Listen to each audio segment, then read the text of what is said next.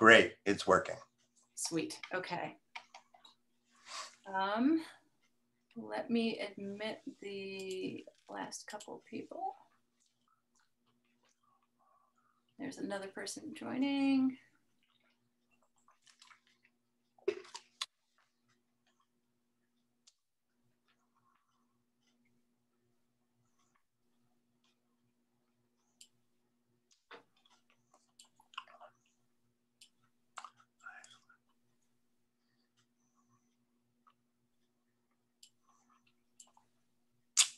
Okay, I think we're good. And I will get us started now.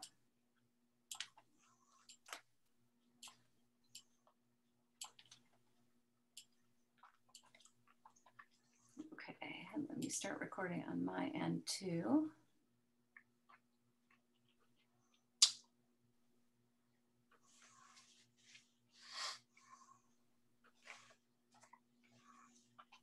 Okay.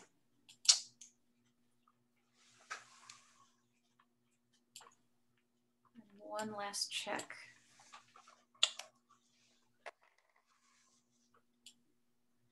That everybody's in and nobody's in waiting. Okay, perfect.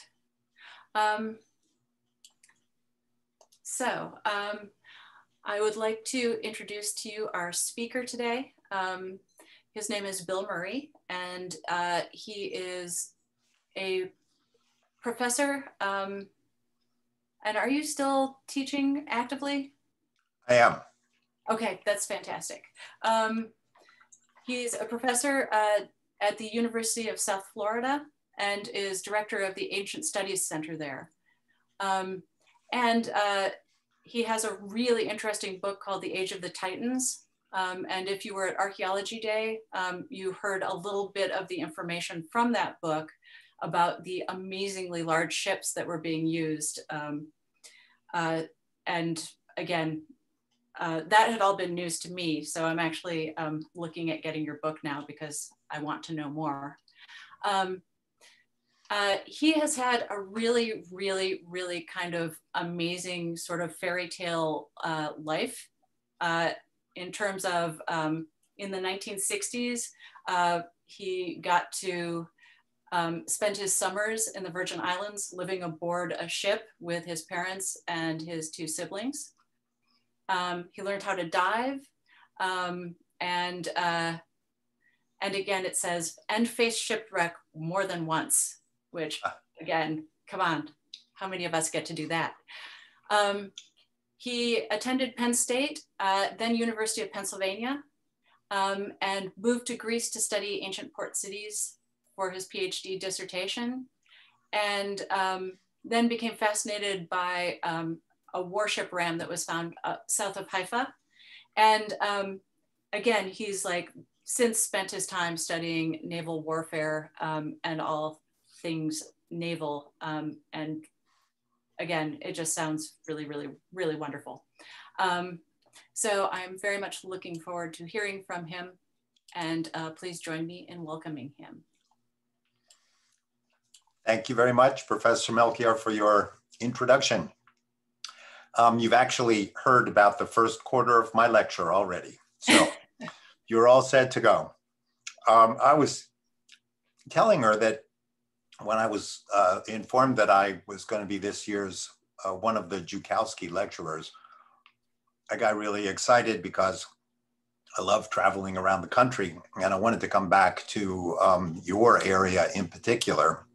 My first trip to your area for the AIA occurred back in the mid-1990s when I came to the University of Washington, and I was really looking forward to going south of Seattle and seeing your beautiful part of the country. I happened to be on sabbatical this semester, so I had plans of coming with my wife and of spending a few days in the Puget Sound area, but you know the rest of that story. It was not to be. The AIA lecture program has been relegated to these webinars, and I'm very happy to be able to do that.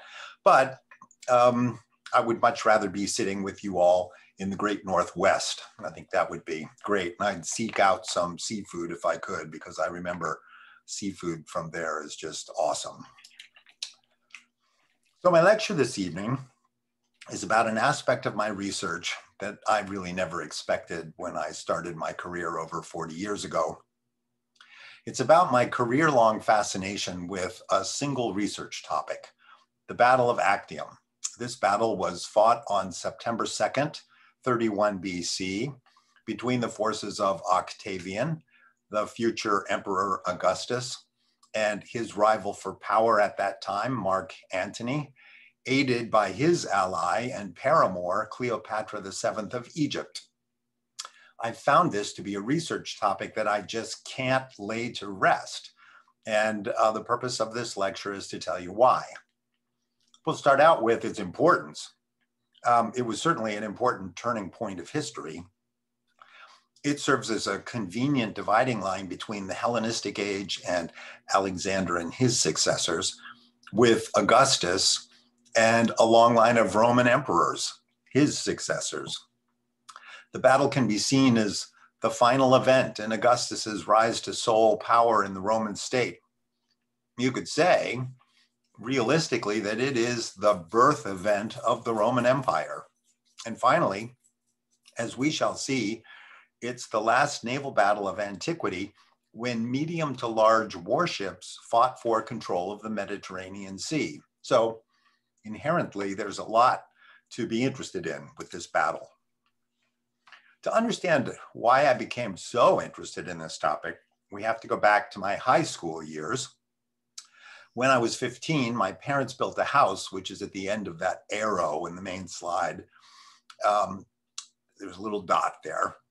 And they bought a sailboat in the British Virgin Islands, which you see in the inset photo to the right, where I spent 12 wonderful summers before going to Greece toward the end of my graduate school training. My time in the Virgin Islands instilled in me a love for adventure, for nature, for the sea, for sailing, and for boats and how boats worked. It's when I became fascinated with the culture of maritime peoples and the mechanisms that govern trade by sea. This was also where I first learned to scuba dive, and also where I explored my first sunken ships and reefs. So when it came time to develop a dissertation topic at the University of Pennsylvania, I decided to pick something that allowed me to satisfy these interests of mine. I knew I'd be attending the American School of Classical Studies in Athens, so I settled on a topic that allowed me to get into the countryside as well as into the library. I was a student of Mike Jameson, who at the time was at Penn, ended up at Stanford University, and he was a big surveyor, surveyed the Argolid. I elected to conduct a survey of the ancient harbor towns of Acarnania, or you could call it Acarnania, a little explored region of Western Greece that is shown here on my map inside that rectangular box. Turns out I made an excellent choice of topic. My fieldwork was exciting, it was challenging, but most importantly, it was a heck of a lot of fun. I bought a motorcycle, I took my tent and camping gear out into the Greek countryside, where I was befriended by the local inhabitants, and armed with the written accounts of past travelers and the help of modern shepherds, I searched out, found, and mapped everything from city walls to hill forts to submerged harbors. I got to pitch campsites on the remains of ancient cities that hadn't been inhabited for 20 centuries. And in the process of this magical experience, I fell deeply in love with the land and the people of Western Greece. It so happens that the northwest tip of Acarnania terminates in Cape Actium, the place off which the Battle of Actium was fought. So it was within the purview of my dissertation research.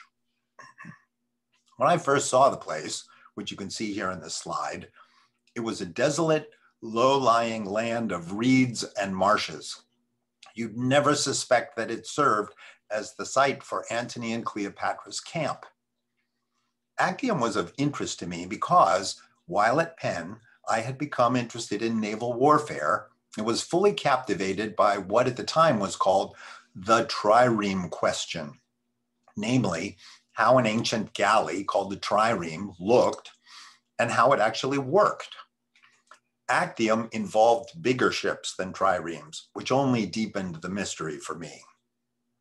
I'd also taken a course on Augustus, the first Roman emperor, at Penn, and I knew that the prevailing opinion on Actium was pretty negative. The negative view can be summed up nicely in this quote from Sir Ronald Syme, published in 1939. Let me highlight the important bits here. Actium was a shabby affair, but the young Caesar required the glory of a victory that would surpass the greatest in all history. So, in the official version of the victor, Actium was transformed into a great naval battle with lavish wealth of convincing and artistic detail. In other words, in the parlance of the 21st century, the hard-fought battle at Actium was a con. It was fake news to fuel Octavian's narrative about how he had beaten his rival Mark Antony in a glorious battle. That's what Syme means when he calls it a shabby affair. Now, think about when he wrote this account, 1939. Given the Allies, and by this I mean World War II allies, general mistrust of leaders like Stalin, Mussolini, and Hitler, this view was embraced by English-speaking scholars in the decades after Syme published his work. And those who've attended the American School's regular session, the fall semester is devoted to trips around Greece to archaeological sites. So, on one of our trips, we visited Nicopolis, the victory city built by Octavian after the Battle of Actium. As part of our visit, we stopped at the monument Octavian built on the site of his personal camp. Although I had no idea this site would captivate my interest for 40 years to come, I knew this was a special place, as you can see from my journal entry for this visit. While others poked through the brambles, I pulled out a tape measure and furiously took notes on a few of the exposed niches that were cut into a long retaining wall, which you see in the main image. The right image displays some of what I wrote. Our leader, Colin Edmondson, also from the University of Washington, told us that this was a large rostral monument and that the holes somehow corresponded to the bows of the ships that fought in the battle. The rostral monument has Rostra on it, or bronze rams. So he said rams were sticking out of this wall, but none of us at the time knew how the holes that we were looking at corresponded to warship rams. Despite this fact, my final statement in my entry was somewhat prescient. I wrote, "I am gazing at the bows of Antony and Cleopatra's warships. A study of these cuttings might prove interesting." And then we went on to another site. As chance would have it, the key to understanding those holes in the wall was pulled from the seafloor 15 kilometers south of Haifa, Israel, in November 1980. This occurred when an intact warship ram was discovered 100 meters from the shore by a graduate student named Joshua Ramon following a storm. I happened to learn of this discovery during the summer of 1983 from Israeli colleagues when I was in Israel to excavate Herod's Harbor at Caesarea, which is located further down the coast from Atlit toward the south. Not knowing what to expect, my wife and I took the bus up to Haifa to see what all the fuss was about. We found the weapon in the garage of the National Maritime Museum, just having been removed from its water tank. So we were able to get up close and personal with it. With my new bride as scale, I took this picture looking into the back side of the ram, and you see here some of the wooden timbers inside the weapon that were being carefully removed by the museum conservators at the time. What immediately struck me was the shape of the ram's backside, because it reminded me of the niches or ram sockets I'd seen 5 years earlier at Nicopolis. The ram itself, shown here in a side view, was at the same time beautiful and deadly. Physically, it was a massive chunk of bronze, an industrial bronze, weighing half a ton, 1,028 pounds. When it was found, it still had 16 timbers from the warship's bow that once carried it. You can see them protruding from the back of the ram in the right upper image.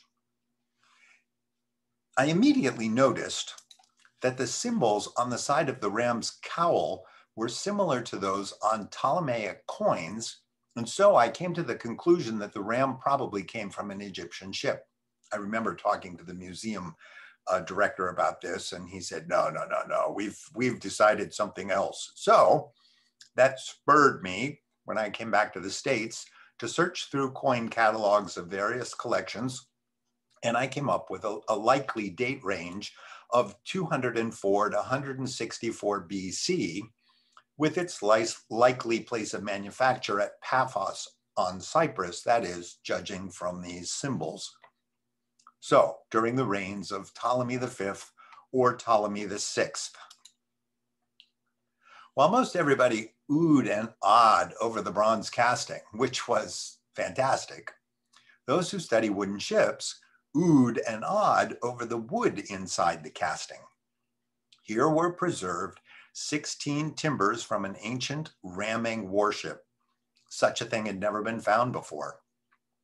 A respected expert on wooden ships, J. Richard Steffi, was asked to help extract the timbers and study them. He explained them to us in an important publication that explains how the ram both functioned to focus the impact of the ramming blow on the enemy ship and act as a shock absorber that transferred the recoil or the reciprocal shock through the large timbers on the bottom of the warship that carried the ram. Large timbers like the port and starboard whales. And those were the two big pieces of wood that you saw inside the ram with my wife sitting beside it. In this way, the attacking ship could shatter their enemy's hull, but not damage their own. It was a brilliant design, and obviously the result of many years of trial and error. The next question that everybody became fixated on was this: did this magnificent ram come from a big ship, a medium ship, or a small ship? The answer to this question was preserved in the Actium War monument I had seen 5 years earlier at Nicopolis. When I first visited the site there, I saw clearly that there were different sized holes in the wall, or as I prefer to call them now, ram sockets, like a light bulb socket. It was very likely, I thought, that one of the sizes would match up with the athlete ram and then would allow us to see, relatively speaking, whether it was in the middle range or the big range or the small range. Let me show you before we continue how these rams fit into their sockets. First of all, you have to remove the wood. The ram is chock full of wood. And the wood cross section you see in the upper left slide. So you get your chisel out and your hammer and you start whacking away at that wood until you've removed it. Look at the upper right slide, between the red line, the two red lines on the back end of the ram. Once you've removed the wood from there, there's a hollow. That hollow then will slip into the socket, leaving intact the core, which you see in the sort of central lower image. And that core replicates the wood that you've chiseled out from the inside of the ram. If we look at the back of the athlete ram, you'll see that there is sort of a light blue exterior. That light blue exterior would represent the groove or the hole that would be the socket for the athlete ram.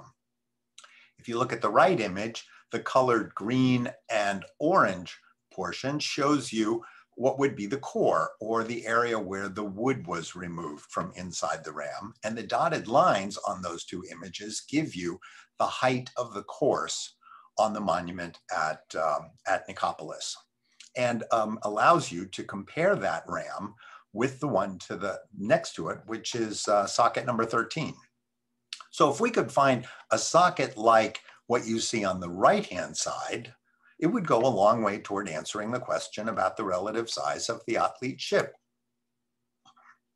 So you can't just go into the Greek countryside and start whacking away at the weeds. Policemen will come and arrest you and throw you in jail. So now I had to get permission from the Greek government to examine the sockets at Nicopolis. The main map of the slide shows you the location of Nicopolis in relationship to the places I've already mentioned. Athlete is on the eastern or the right side of the map. Alexandria, which I'll mention in a moment, is toward the bottom right. And then Nicopolis is sort of dead set in the center of the map. This city was established after Octavian's victory. It means victory city. It was established about 2 years after his victory at Actium. And it was established on the north side of the straits, which you can see in the inset map in the lower left of the slide. This is where Octavian's army had camped during the summer-long war with Antony. The location of the city was well chosen, and it prospered and became a regional economic center for northwestern Greece for many centuries. Notice that in this view, we're to the north of the city, and I'm looking south toward the Actium Straits. Same thing is true with the inset map in the lower right. It seems clear from the excavations that have been carried out at the city that one of the first monuments of this city was the Victory Monument, built on the site of Octavian's Praetorium, his official army camp. As you can see from the reconstruction here, the monument sat on a hill above the city's theater and stadium, which was in the sanctuary where the Actium Games were held. These games were held every 4 years as part of an Olympic cycle. That meant they were equal to the Olympic Games, and they served to further glorify the establishment of Rome's order in Greece. Here you can see the site of the Victory Monument from the upper seats of the theater. And I show you this view to illustrate the fact that the monument was visible from all parts within the new city. This was intended to be the premier monument of this new city. Okay, if you want to study a monument in Greece, I've told you this, you got to apply to the government for official permission, and you do this through the American School in Athens. With their help, I received a permit to do the work so long as I involved the previous excavator at the site, a man named Photius Petsas, a well-known Greek archaeologist, who in a sense became my sponsor. So in May of 1986, I showed up at the site with my wife and 2 students from the University of South Florida after the Chernobyl nuclear disaster had spewed radiation all over Europe that came down with the spring rains. As Greeks panicked about their yogurt supplies from sheep who were eating contaminated grass, I asked my students to wade with me into these glowing weeds with hose called zappas and pruning shears. And after 2 days of work, we uncovered about 26 different sized niches into which the rams were placed from Antony and Cleopatra's ships. I present in this slide at the bottom photos of the 6 different sizes that we found. And to my amazement, the half-ton athlete ram was too small to fit into any of these sockets.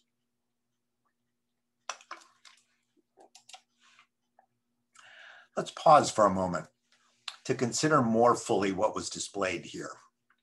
As I told you earlier, these were the rams taken from the fleet of Mark Antony and Cleopatra VII of Egypt, following their defeat at the hands of Octavian, the adoptive son of Julius Caesar. After Caesar's death on the Ides of March, 44 BC, Antony and the young Caesar jockeyed with one another for power in the Roman state. After a period of 12 years of an uneasy relationship, Antony brought an invasion force out of the Eastern Mediterranean toward Italy. This was the showdown between these two. He had with him the Queen of Egypt, the former mistress of the older Caesar, and now his consort, with whom he had fathered 2 children. They sailed out of the Eastern Mediterranean to Greece and took up a position around the Ambracian Gulf, from whence they planned to cross to Italy in the spring of 31 BC and advance from the ports of Tarentum and Brundisium on Rome. You can see all of these places on the map that forms the main view in the slide. They never got the chance to do this because Octavian moved a large force to Western Greece and fought them for control of the sea far away from Italy's shores. The region of the final conflict was around the shores of the Ambracian Gulf, with Octavian's forces to the north, the left of the slide, and Antony's to the south, to the right of the slide. During the summer of 31, Octavian's admiral, Marcus Agrippa, picked off Antony's naval supply bases in Greece one by one in order to hinder his troops from receiving their food supplies. It was a success. By August, the situation for Antony's men was dire. They were sick, demoralized, and were now suffering from diminishing food. As a result, Antony was forced to burn those ships he could not man and to fight his way out of the Gulf, whose entrance now was blocked by Octavian's fleet.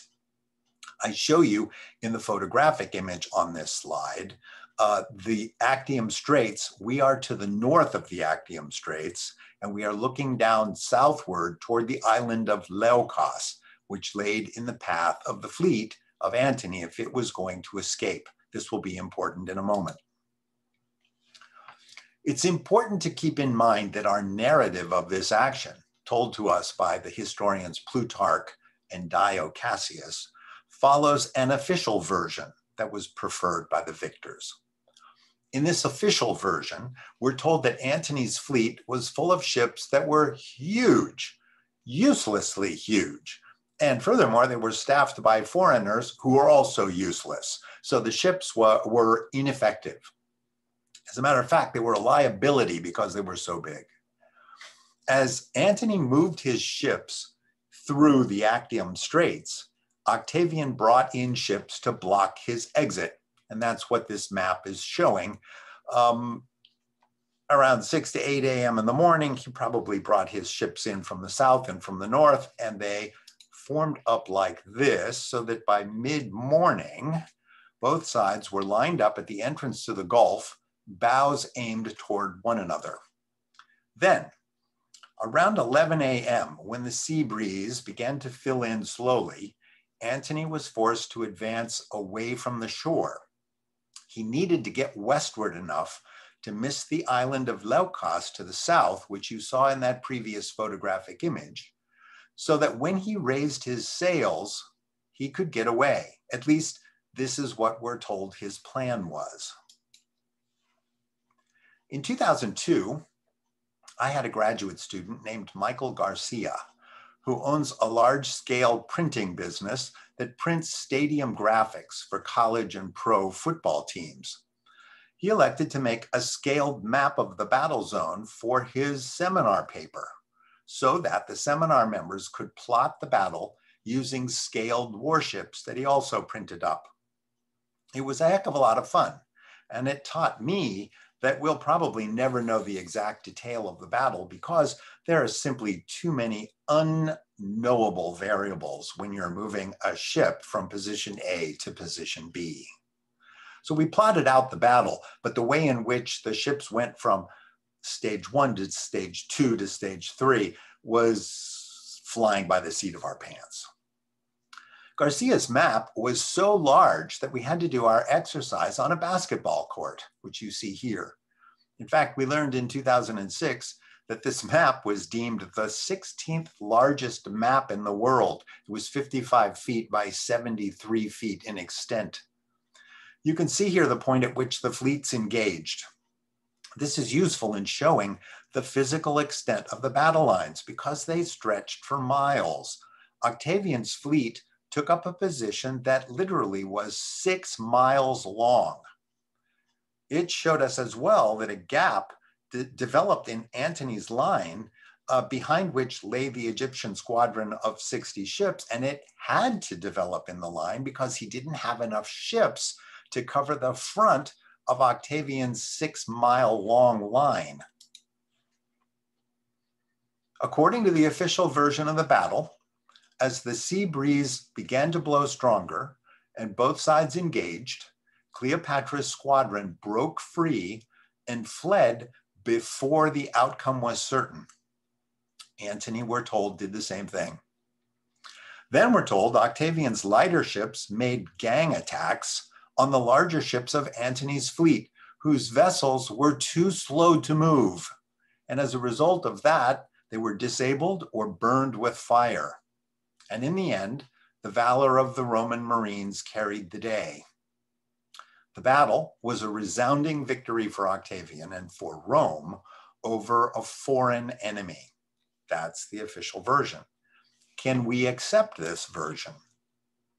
Well, let's just say there are problems. In general, I tend to be skeptical of ancient battle accounts, and that's because I'm a follower of this guy, Nathan Watley, who wrote an important study of the Battle of Marathon back in the 1960s.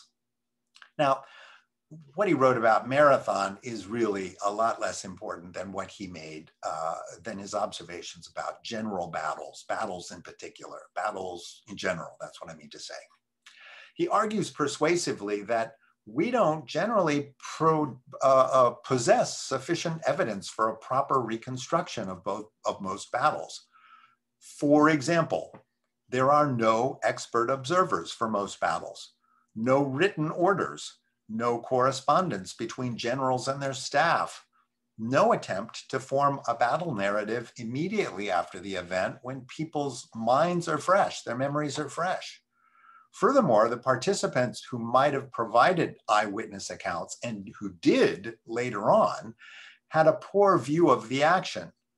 They were pumped up on adrenaline, and they weren't thinking in a level-headed, logical, and impartial manner. And I've always got to think of what would happen if you were on the ship at the end of that 6-mile-long line of Octavian. You'd have no idea what was going on at the other end. In the case of Actium, we suspect that Augustus himself selectively crafted the narrative that he wanted posterity to remember, and he inserted it in his autobiography that we know was published sometime between 25 and 22 BC. That is less than 10 years after the event. We presume this official account was followed by all the historians of the post-Actium generation because Augustus had so much sway over the generation that followed him. So this is what I mean when I refer to the official account of the victors. It's got Octavian's fingerprints all over it. At the time he wrote it, Augustus's fingerprints. But do we go as far as the historians William Tarn and Ronald Syme in denying that a real battle took place on September 2nd? These were the historians who so influenced my professors at Penn. I don't think so. And that's because we have information about the warships that was not available to either of these two scholars writing in the 1930s. And this might allow us to make informed deductions based on the military hardware used by each side, something that Nathan Watley said you should use as evidence in reconstructing a battle. We've got some additional evidence. The numbers of warships that were damaged or that escaped during the battle may also provide us with additional clues concerning the existence or non-existence of a Battle of Actium. Let's start with the sockets themselves and what they can tell us about the ships that fought in the battle. In 1986, as we laboriously measured the sockets by manually probing their interiors with a measuring device that went centimeter by centimeter by centimeter from top to bottom, from left to right, I fantasized about having a Star Trek tricorder to do the work for us. How cool, how easy it would be if we could just whip out like Dr. Spock is doing, like Mr. Spock is doing here, and wave some little wand in front of the socket and have it be recorded. Well, now you can. The passage of years didn't provide a tricorder, but it did provide some new recording and visualization techniques that were just as effective. What was good enough in 1986 can now be improved upon markedly with laser scanners and with photogrammetry. I suppose, to be honest, this change in technology is one of the big reasons why I've been able to maintain my interest in a single problem for 40 years. I kept seeing how each new technological breakthrough would allow me to extract more and more information from the monument. For example, on the advice of a younger colleague who was more knowledgeable about scanners than I was, I used a simple, cheap scanner that worked with an Apple iPad. The thing could be operated by one person, and it produced measurable 3D models that allowed me to do things I could only dream of in 1986. And I mean more useful things than just spinning it around for your benefit here on this slide.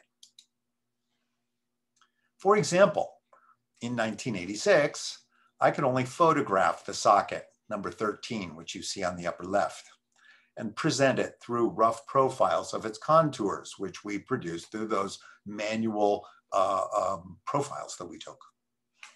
By 2009, I could make a 3D model that recorded all the nooks and crannies of the socket grooves, which is the blue image to the right of the socket photo.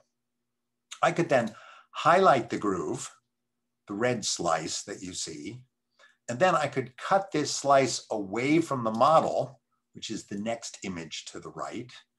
And then I could rotate this slice 90 degrees to show you how it replicates the back end of the ram that occupied its interior. Actually, there is enough information in the model to produce a ram that will fit into its recess. And we used it to reverse engineer 7 different rams from 7 different sockets of different sizes. I can then show you how the thing slides into its socket like this. I could only think of that in my brain as I sat before the monument in 1986. And now when I show this to people, they go, ah, that's how it works. Then there were advances in a technique called photogrammetry that allowed me to merge hundreds of photos together to produce a 3D model. In 1986, I laboriously created a photo mosaic of the ram sockets. I took a bunch of black and white photographs, and then when I came back to Florida, printed them on 8x10 photo paper, and then glued the photos together, a portion of which you see in the upper image. But I could never string them all side by side because I didn't, if you printed them, they printed out on a page and looked like a row of postage stamps.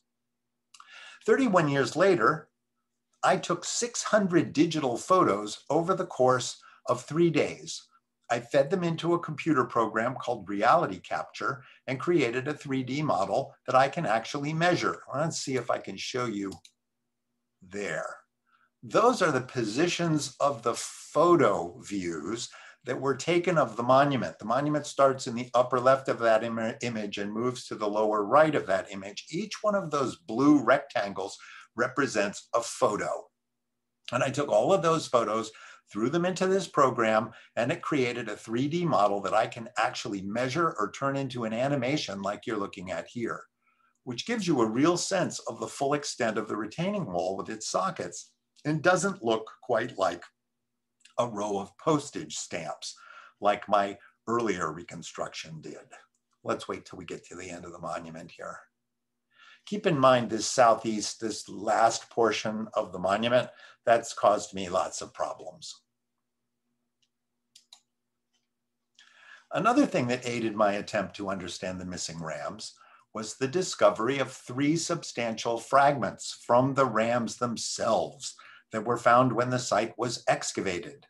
The largest of these fragments weighs 6 kilos, roughly 13 pounds, and came from the port or starboard lower fin of its ram. You see a picture of that fragment in the upper left and lower right, and the portion of the ram that I believe it came from in the upper right photograph. Using the thickness of these fragments as a guide, I was able to take my reverse engineered 3D models, figure out the volumes of those rams, and then calculate their weights. As expected, the largest ram was quite heavy. The one that you see depicted in the upper right image, if we've done it right, would have weighed more than 4 tons. Keep that in mind. The Athlete Ram weighs half a ton. You know, time can be a wonderful research aid. If you live long enough, more useful discoveries come your way that answer old questions and admittedly create new ones. For example, off the western coast of Sicily, researchers have found the debris field caused by a naval battle between Rome and Carthage in 241 BC. Since 2007, they've been pulling up rams from the seafloor, which you see there in the left image. As of today, 23 rams have been found, and 19 of them have been recovered. In 2012, I was asked to visit the project by the archaeological director, and since that time, I've joined the project as one of their PIs and serve as their ancient historian. This is great stuff. Again, it's a lot of fun. Can you see how all this information seduced me to continue my interest in Actium? Now let's put everything together and see what we've got. The upper image shows a comparison between the 7 Actium Rams we've reverse engineered from the sockets, 4, 6, 8, 11, 13, 18, and 22, plus the half-ton Athlete Ram, and finally, the first Agate Ram that was found, which weighs a diminutive 165 kilos. From this information, we can now be certain about the uses of the large warships in Antony's fleet, say the ones from 5s to 16s. They were built for their ramming power. Their ram sizes show us they were designed to excel in frontal ramming attacks, which we know dominated many battles of this period because they were fought around the confines of harbor entrances. This explains the massive sizes of the Actium Rams and their shock absorber timbers inside them. If you look at the Athlete Ram, I have an orange rectangle there. That represents the timbers that absorb the shock of the collision. They also generate the shock of the collision. Look at number 4. Number 4, the orange rectangle there, which represents the ramming timber whale unit, is 4 times larger than that in the Athlete Ram. If you ran the Athlete Ram into number 4, it would be like running a semi into a VW Bug or Beetle. To further place these rams in context, let's look briefly at the warship design about which we know the most, and then we can talk about the ones about which we don't know very much. The one about which we know the most is a classical Athenian trireme, or a 3. I'm going to give these ship classes numbers. This class of warship had a rowing system with 1 man per oar set at 3 different levels, something that you can see in the upper right image. The repeating triad of 3 men per rowing group gives the name to the design. You can see this triad on the upper left image. You see how you've got that sort of wobbly oval around groups of three oars? Well, that group of 3 oars continues itself 26 times down the side of the warship. These pictures were taken of the trireme replica Olympias that was built by the Hellenic Navy and launched in 1987. No one says that this ship is exactly like an Athenian 3, but it comes pretty close and it adheres to a lot of what we know about an Athenian 3. Its length is 125 feet and its width is 18.5 feet at the widest point. The weight of this ship with a full crew is roughly 40 tons. Think of that running into something.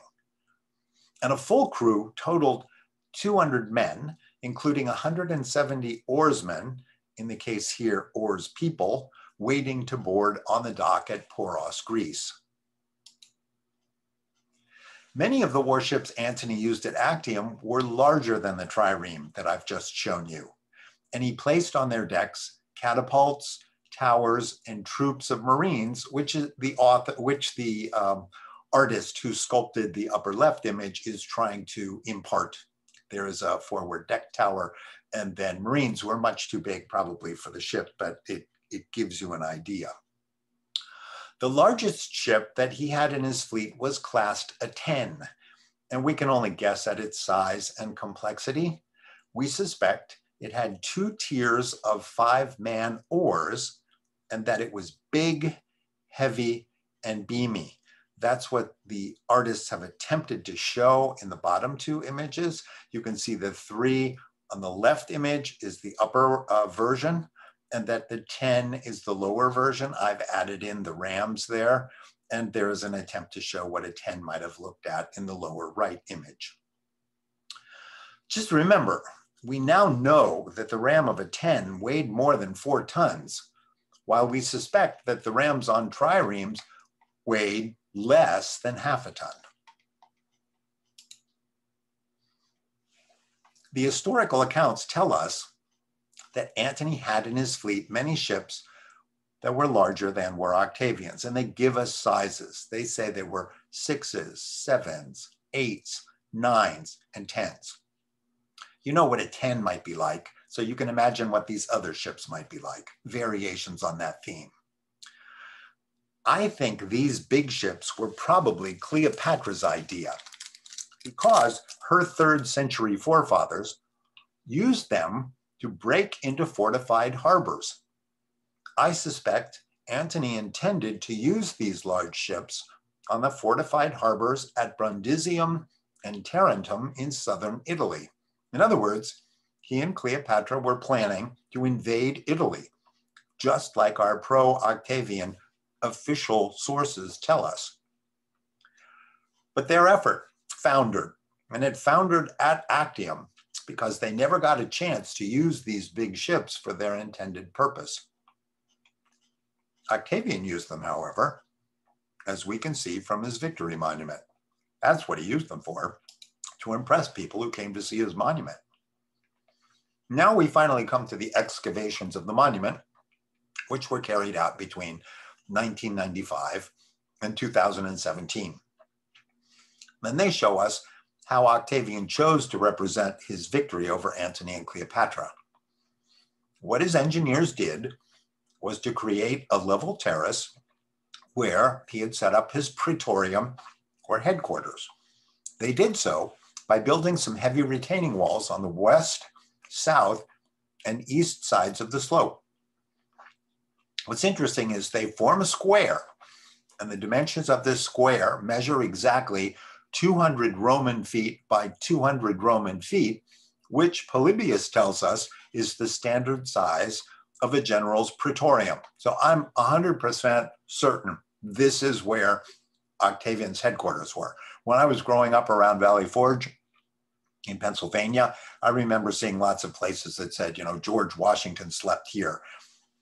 Octavian slept there.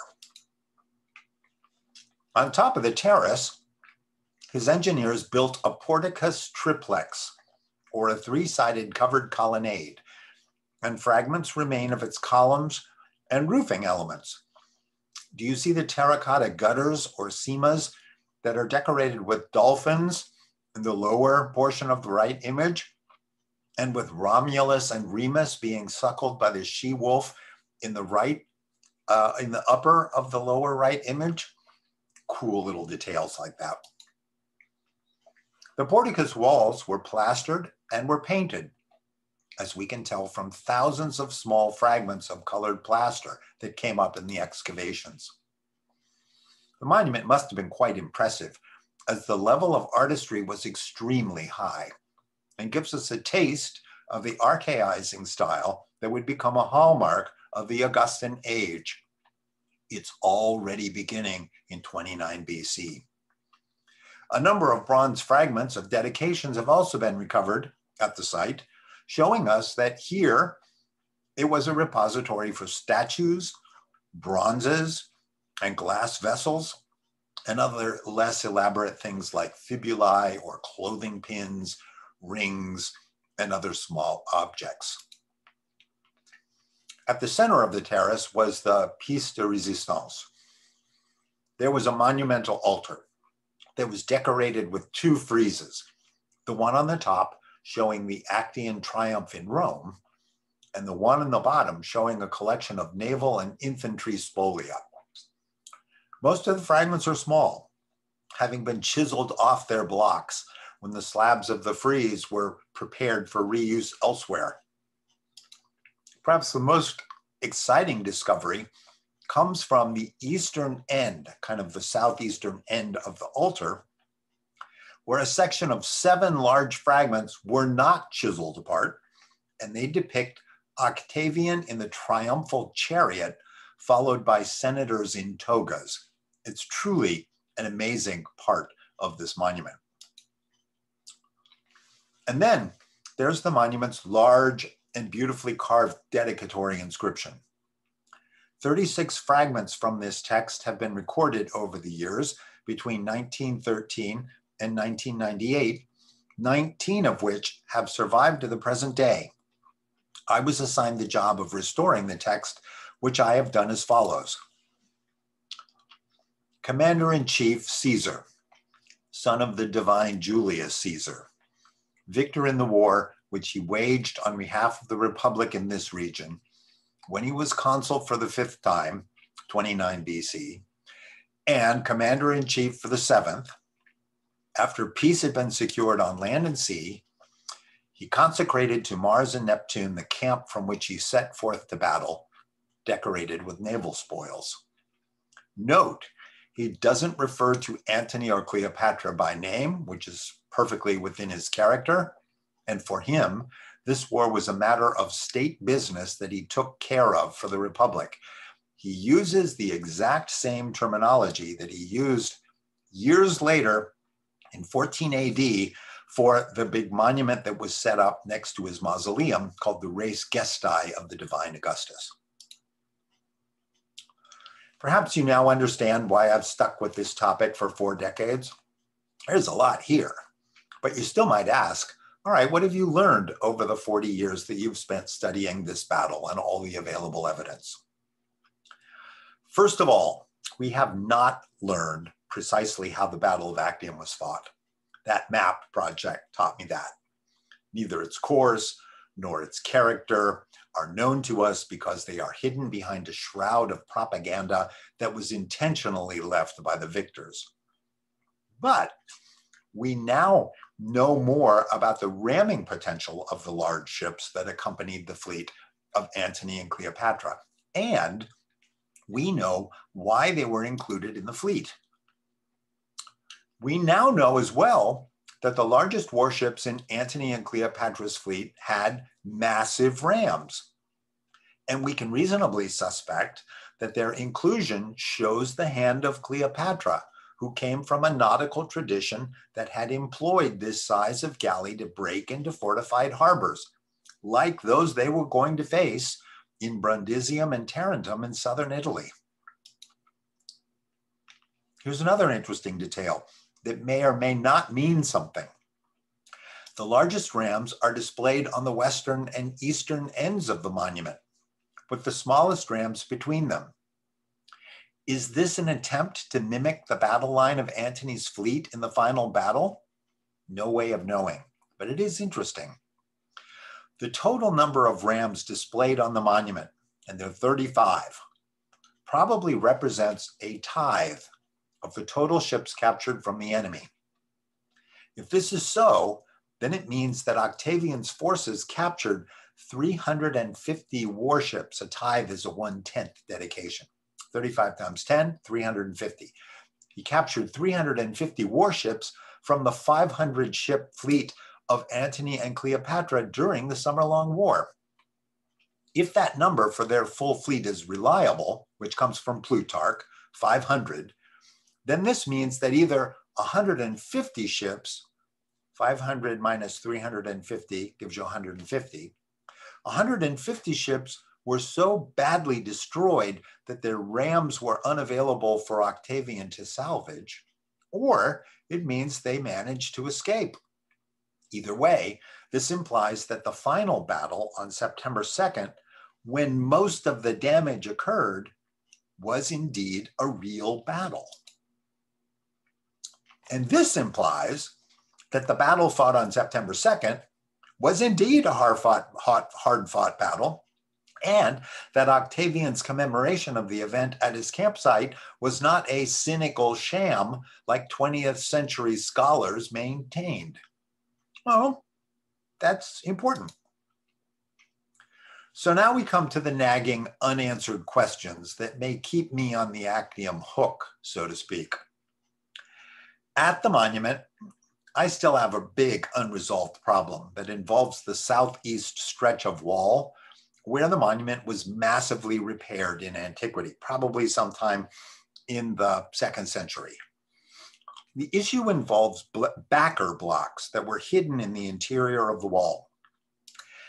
Now note here, I'm pointing out to you facade blocks. These are blocks that are on the surface of the wall and into which were carved the sockets themselves. But there are a bunch of blocks that are buried in the wall there, backer blocks. And they appear at the 1st, 2nd, 3rd, and 4th course levels, and perhaps even further up. Many of these blocks were knocked free from the monument when this section of the wall collapsed, and we found them scattered about when this area was excavated. When you gather all of these extra blocks together,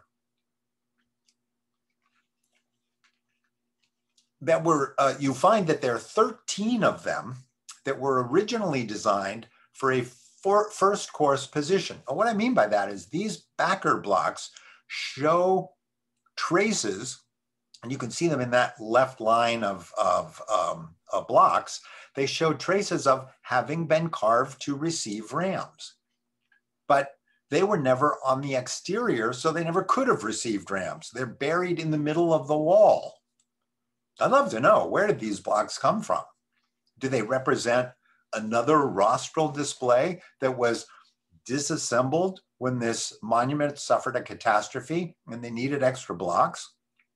Do they represent mistakes, that is, miscarved blocks that were then reused inside the wall's construction? There's a problem. At least one of these blocks comes from a ram that seems to be the size of the athlete ram. That is, smaller than any of the preserved sockets on the facade of the wall. And all of the sockets on the facade of the wall are preserved except for the first socket all the way on the west end. Why was this smaller size not displayed on the wall in its final phase? As I said, these kinds of problems are always in the back of my mind, waiting for future discoveries or technologies to provide a solution or two, and they keep me thinking about this project and may involve me with it in the future. Who knows? So now we come to the end. I suppose the most important discovery I've made after 40 years of research into the Actium topic is that thoughtful field work is still tons of fun. And if there is any lesson to be learned from that, I suppose it's this. If you love what you do, then you can keep doing it for a long time, 4 decades in my case. When I look back on it, all I can think to myself is, that's amazing. Well, I've now reached the end of my talk. Thanks for indulging me on my journey down memory lane.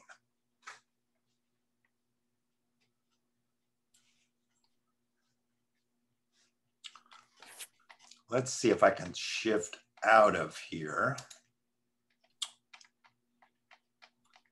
So we have a first question that has come up in the chat. Why would Antony have let his ships get caught in the harbor? Did he expect Octavian to come into the harbor to fight? Good question. The answer to that is the fact that Antony used the harbor because it was the best protected anchorage in the entire area. When he controlled, he expected, I think, to, he occupied this area in 32 BC, and many scholars have wondered, why didn't he, as quickly as possible, leave this place and continue his invasion of southern Italy? And we really don't know the answer to that question. Once Octavian brought his forces over and his admiral Marcus Agrippa began to work, Agrippa in a slow sort of death, managed to take away Antony's bases one by one by one over the course of the months of the summer, so that by September, he was in a pickle. He was in a real predicament about getting out of the Gulf. Prior to that time, he was able to get in and out of the Gulf, bring in food supplies, because he had these bases on the western coast of Greece, and he had not lost repeated battles to Marcus Agrippa. So that's the answer to that. He first came there expecting that this would be a staging point. It was an excellent anchorage on his continued progress toward southern Italy. And Octavian and his admiral Agrippa took steps to make sure that that didn't occur.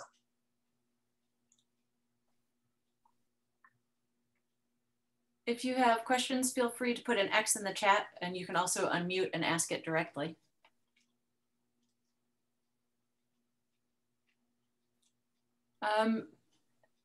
Can you infer the dimensions of the polyremes from the socket sizes? Unfortunately, you cannot. You can make some general, and the guide for this can be found in the publication of Dick Steffi called The Athlete Ram, where he tries to extrapolate ideas about the mass of the warship that carried the Athlete Ram from just those 16 bow timbers that were inside it. These sockets preserve the same information that we get from looking at a cross-section of the timbers inside the Athlete Ram. So we can, following the guidance of J. Richard Steffi, make some calculations about the weight per meter of the warship that likely carried the ram that is reconstructed from the socket itself. But as far as the length of the ship, we cannot reconstruct that. As far as the width of the ship, we really can't reconstruct that either. That would have to come from additional information like, can we identify which ram comes from which class of warship? And then we might determine its width from knowing that, okay, a 10 is likely to have had 2 levels of 5 men per oar. Then you give 1 meter per man sitting on an oar. You have so much space between oars. And then you have, again, 5 meters represented by the men, again, on the other side of the oar. Then you have to have so much space between the man sitting next to the hull of the ship and the hull of the ship. And that can give you sort of a general idea of what the dimension of the beam or the width of the ship could be at its maximum extent. But as for getting some sort of magical idea of the overall dimensions of the ship, unfortunately, we can't do that. Yeah, I think this sort of answers the next question. Have any large ships been found from this era? The answer to that is no. Large ships have not been found from this era. We have a couple of incredibly large ships that were pleasure barges that were found in a lake in Italy called Nemi.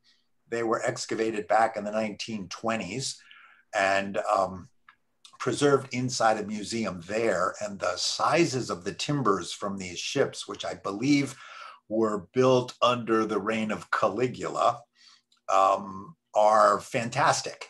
And it gives us an idea that these very, very large warships are part of a tradition that were utilized in other places and at other times for different purposes in antiquity. So if you're interested in taking a look at what a super large ship might be, I would recommend Googling the Nemi warships and see what comes up and following the bibliography there. Do we have any sense of how long the monument was intact? Is there any evidence, physical or literary, about the fate of the rams? Were they melted down, perhaps? We do have a sense of how long the monument was intact. It seems to have been actively in use up into the 3rd century. And then following that time period, we get more examples of a kind of pedestrian kind of pottery there, like cooking pots. Exactly when it goes out of use will be determined by the excavators. We're working right now and have almost finished the manuscript for the first volume of the final publication of the excavations there. And that will be published by the Athens Archaeological Society, hopefully within a year or two. And I believe the latest evidence that we have is a coin, and I think it's either late third century. About the rams, we know from a chance reference, and I've forgotten the ancient source, that two of the statues were taken away from the monument and set up in, I don't know whether it was the Hippodrome, but they were set up somewhere in Constantinople. And we know that there was a tax rebellion that occurred, I believe, in the 6th century AD, which means that if there was a tax rebellion, certainly the rams, and after the deconstruction of pagan sites, the rams from this monument, which was a religious site, the rams from this monument would have been melted down for their bronze by the 6th century. So I imagine the monument is pretty defunct by the beginning of the 4th century.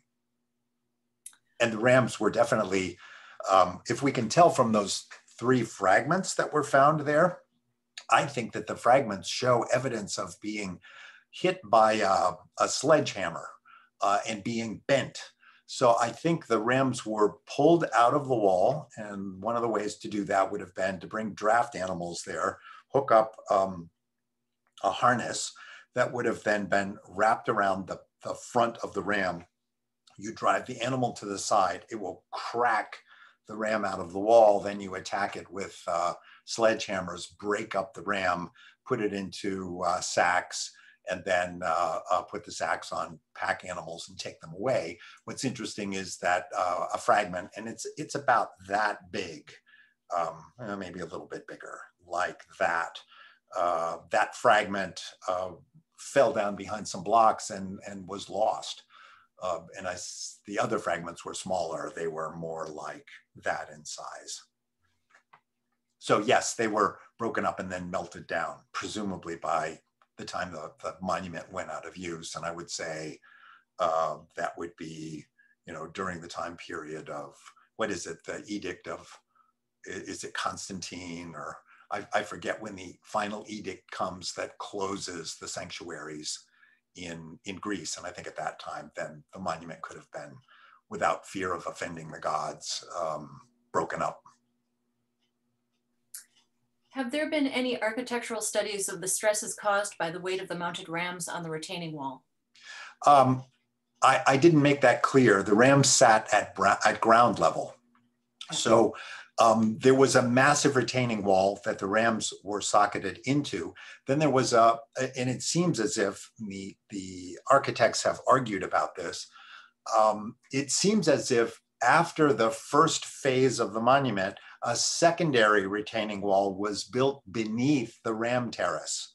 The rams themselves were set on foundation pads of sandstone, and on the top of the foundation pad, there was a, maybe 3-inch thick slab of limestone that served as a capping block for that foundation.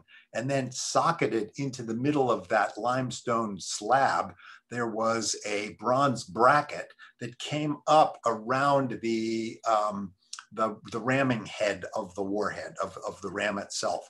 So each ram itself would have been, its weight would have been supported by the terrace that was in front of it. Interesting question though, because the monument itself, if you look at my reconstruction, the animation that I made, the monument is terribly deformed. And what happens is it broke in an area off toward the southeast. And as a result of it breaking, the winter rains escaped down through that break in the monument and carried with it the soil of the monument. And there was slumping that caused the monument to deform and sink into a hole there. So it wasn't the weight of the rams so much that caused that did the monument in. It was the entire weight of this massive concrete core that was set there and being put on a hillside that was geologically unstable, so that when there's a fair amount of water that comes in springs all around the monument, which explains why Octavian had his campsite there, and contributed to the slumping of the earth. Apparently there is a layer of clay which is underneath the monument that facilitates this process of water oozing out in that general area and causing a soil creep downhill. Have there been attempts at underwater explorations in the area? Because I didn't want to make the talk too long, I took out a number of slides, not too many, like 5 slides. I did attempt in 1993 and 1994 and 1997 to do a survey of the seafloor, because I became convinced by the monument that there were roughly 50 to 60 rams for which we cannot account. And I believe that these 50 or 60 rams were lost in the battle. So I think they're lying on the seafloor off the Preveza Peninsula. So we went out there with a small boat, towed behind it a side scan sonar, found some interesting targets, which are things you want to look at further, brought in a ROV, or a remotely operated vehicle, and found what I believe are 4 catapult balls. They are 3 kilometers offshore. We also found a very curiously shaped curved object that is not a ram, but Lord knows what it is. Maybe it's geological. And when we went back in 1997, after I raised the money to retrieve the objects and check them with metal detectors, it turns out that the Greek Ministry of Transportation had been building a car tunnel from one side of Cape Actium to the Preveza Peninsula to the north. They had excavated a trench in the bottom of the Actium Straits and had taken all of that material and had been dumping it over the battle zone for 3 years. So that when we got out to the area where the catapult balls were, there was 15 to 20 centimeters or more of sludge on the bottom. So that sort of put an end to my attempt to look for battle debris. But the folks that I'm working with in Sicily, they have the technology that would be required to check the area of Actium. And who knows, maybe one day we can work out an arrangement with the Department of Underwater Antiquities and check the area. And one last question. Are there any implications for the course of the battle or its aftermath, considering the difficulty / impossibility of recovering one of these giant rams once the enemy ship had been sunk? We generally believe that once a battle was over and it was determined that you were victorious, the victors then went out and poked through the wreckage of the fleet that had been defeated. They immediately poked through the wreckage of their own fleet and saved as many men as they possibly could. They poked through the wreckage of the defeated fleet, and if the ships were salvageable, they threw hawsers around them and dragged them back to shore. I think that some of the rams that were recovered from this process. As for the ships that sank, there's absolutely no way in which Octavian would have been able to get his hands on them, because it's hundreds of feet deep in the area where the battle zone is. Are there implications for the course of the battle or its aftermath, considering the impossibility or difficulty of recovering one of these giant rams? And I guess putting those 2 statements together, I would say no. I think the course of the battle or its aftermath, we have to rely upon what the official sources tell us. And what the official sources tell us is that the battle was concluded by fire, which is one of the things you do if you don't want to get in close and risk your own men after you've defeated ships and put them out of action. One of the ways in which you can further defeat and render those ships harmless is by burning them. And then it causes the men on board to jump into the water. Then you can kill them or rescue them as you see fit. And it means that the ships themselves can't be utilized anymore. We're told that that was the conclusion of the battle. And then after that, we're told that Octavian was so twitchy that I believe he remained aboard his ship, I don't know, maybe throughout the night, because he was not, it's sort of like the presidential election that we're going through now.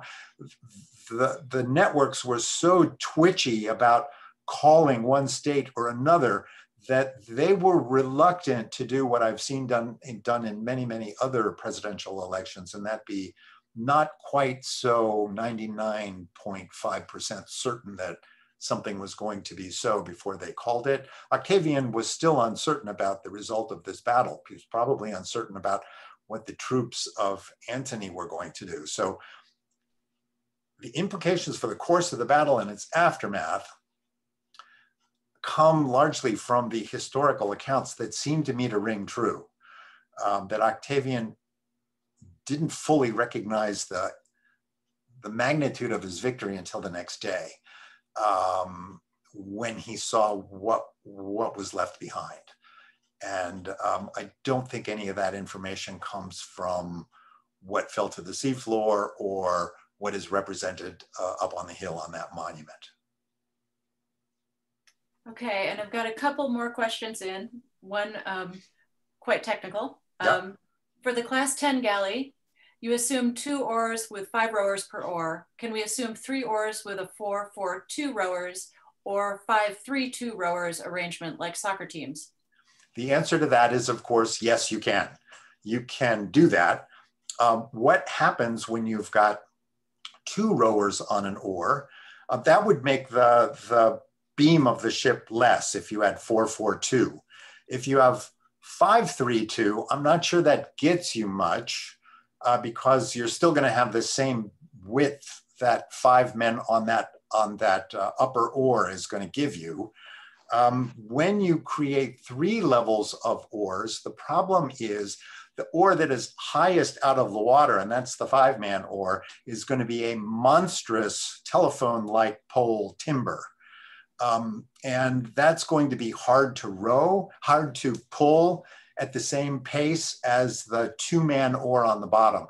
That's why I believe for something like a 10, most ship experts that I've talked to like the 5x5, because it means both oars are going to be the same weight. And so the rate at which you pull them would be the same speed. But the answer to the question is yes, of course, given our understanding of the way these ships are classed, you can have these other combinations. But the higher, the more levels you make, particularly when you've got multiple man oars, it means you have to make the levels high. When you put more than 2 men per oar, in order to get the oar in the water, this is to judge from evidence that comes from the Venetian period, when you put more than 3 men per oar, the men have to stand in order to put the oar in the water. So if they stand, it means that the rowing compartment has to be expanded in height. And all of that raises the height of the ship and increases the weight of the ship. And I'm not an expert in ship construction. So these are just the problems that I know when you start messing around with the oar system. But the answer is yes, you could have those other combinations. I see a question here which says, if you burn the ship, can you recover the ram? And that's an interesting question, and it depends on how the ship is burned and how far it burns. As the ship burns, then the timbers of the superstructure burn away and it becomes lighter. And as the ship becomes lighter, it rises out of the water. And as more of the superstructure burns, it becomes lighter and rises out of the water. The warship rams are mounted on timbers that are at the water line, so that when you pile into an enemy ship, the blow that you make is at the waterline, and it can cause a hole in the enemy ship that will admit seawater. If the ship rises up out of the water, then it means that the bow is going to rise out of the water. And it means that if the fire continues, and it gets incredible, like an oven inside a ship when it burns, because the ship is just held together with piles and piles of pitch. So the pitch ignites. You know what it's like when the forests around you catch fire after a drought, the trees explode. The same thing like this could happen inside a warship, and then it would burn the ram free from the support timbers and it would drop off into the ocean. So I think the answer is, how quickly does the fire go out? If the fire is allowed, there was a study again done by J. Richard Steffi of a ship at Charleston called the Charon. And I believe it was one of these battery ships that was anchored in the bay and utilized for cannon fire. And as a result of the cannons that were shot from this ship, it caught on fire. And the ship burned to the waterline, and then continued to burn and continued to burn and continued to burn. And he found, I believe, that 15% of the hull structure was preserved of this ship. So as it burned, it rose and burned more and rose and burned more and rose until finally the pig iron ballast that it had in it and the cannon that were in it that hadn't already fallen out caused the ship to sink to the seafloor, to overcome the natural buoyancy of the wood and sink to the seafloor. Excellent question. If you burn the ship, can you recover the ram? And so, yeah, you probably can. And Antony burned some of his ships on the beach. So those rams could be recovered. And one last question about comparing the Actium Rostra to the Rostra in the Roman Forum. Do we have any sense of the comparandum of size? If you really look into the evidence for the Roman Rostra Forum, you'll find that there's nothing there like these carved sockets. If you actually go look, there's some dowel holes that are preserved. The best place to get a view of what the rostra would have looked like in the Roman Forum is to take a look at a sculpture called the Plutei Traiani, which is on display inside the Senate House. So if you go in the Senate House and you take a look at the marbles in there, they have a panel that shows graphically depicted the Roman Forum during the time period of Hadrian. I think it's the time period of Hadrian. And on one end, you've got the rams of the Rostra, and then on the other end, you've got the rams that are associated with the temple of the divine Julius. And you can see them, they're small things, they're lifted up off the ground, and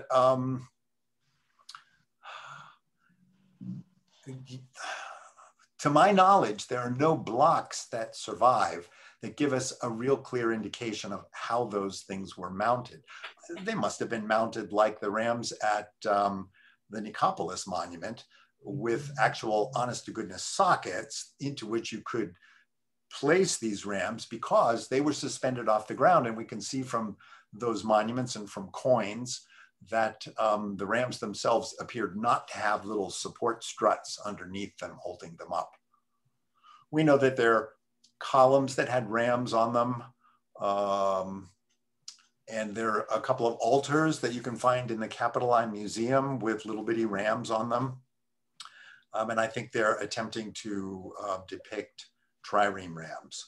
So do we have any size comparisons of the Actium Rostra versus the Rostra in the Roman Forum? The answer is no, but I believe from various kinds of evidence, we can conclude that the Rostra, the traditional old Rostra in the Roman Forum, meaning the rams on the monument called the Rostra in the Roman Forum, were probably trireme rams, and as a result, they were much smaller than the ones at Actium.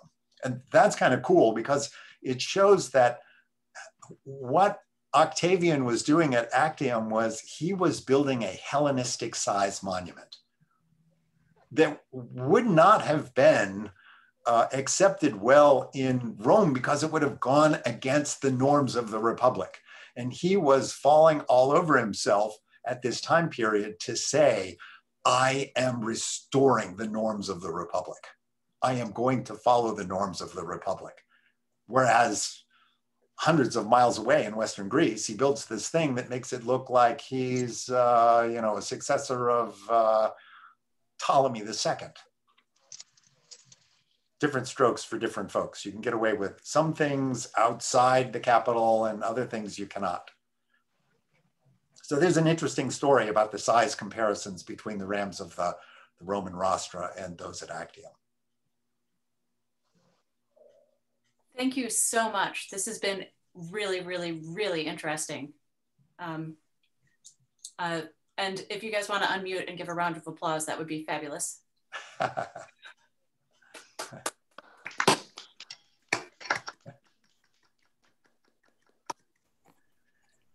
Thank you for your quiet applause. I like that. Thank you. All right. Thank you. Thanks a lot. Bye-bye. Thank you. It was nice meeting you. I wish, I were there to the extent that we could, go out to dinner or something like that. This would be nice to meet some of the people who were there. And well, that's what we really miss from all of this. I know. And again, you are welcome to hang out for a bit more if you would like to. I'm sure there will be a few people that will hang on. But yeah, that was just really, really interesting. I really liked it. Do you have any idea how long it went? Well, in terms of, we're now at 2:29. So, but the actual length of the lecture was, of course, significantly shorter because we did a number of questions. I'll have to look. I think it'll be in the recorded length so I can see. As I say, when I get carried away and add more details, then it goes longer. Yeah, again, I thought it was great. So I was riveted.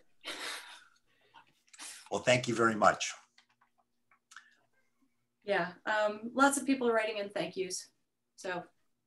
Yeah, and just to sort of iterate what Iceland is saying, I think that it's such a riveting talk that even with the details, you're holding on to people's attention. So if you're worried about trying to sort of play with the length for giving the talk in other AIA places, I think you can kind of get away with it because there's so many different components that are so cool about it. So I appreciate that because I've been, twiggling and twiddling with this thing for a week or so, and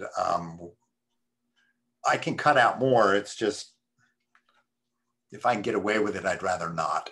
Yeah, no, again, I was not bored. I was not bored in the least. And I just, again, you kept bringing in different elements and it was like, oh, that's cool. Oh, that's really interesting. And even things like the map that, on the floor. That was the most fun graduate school project I think I've ever had. It was so much fun. It was filmed we actually got it filmed by the Discovery Channel. I don't think they ended up using any of the footage because the map itself had a glare to it. So the video wasn't all that impressive, but the process of doing it was just a heck of a lot of fun and really instructive. I mean, you don't get an idea of what a naval battle was like, generally speaking. I mean, I've sat for days and days and hours and hours and hours and hours on those days out over the battle zone while we were looking for things on the seafloor and painting in my mind's eye what the extent of the fleets would have been like. But it was nothing like having this map. And the cool part about it was scaled in such a way that I'm like 5'10", as I walked around across the surface of the map, the height of my eyes was like a mile off the surface of the land. So it was as if you were in a small airplane flying around. It was really cool. It was a lot of fun. It was so big and the map weighed so much because it was printed on this vinyl-like stuff that we couldn't save it. We had to throw the map out after it was done. I think it cost him $6,000 to print it. Wow, that's devotion. Yeah, He really was into it. Well, you know, I'm not sure it cost him $6,000, but still pretty interesting. Okay, well. Whoever's doing the recording, you still got it running. Okay. All right. Well, everybody, I guess that's it. I'll go have my glass of wine now. Yes. Let's see, for me, it's 5:30, so it's appropriate. I can do that. Yeah, it's a little bit early for us. If I was there, it probably wouldn't have stopped me from getting a beer or something. It's true. It's true. Yeah, again, I'm sorry we don't get to like celebrate with you, but yeah, that was just great. Thank you, everybody. I enjoyed it too. Bye. Bye-bye.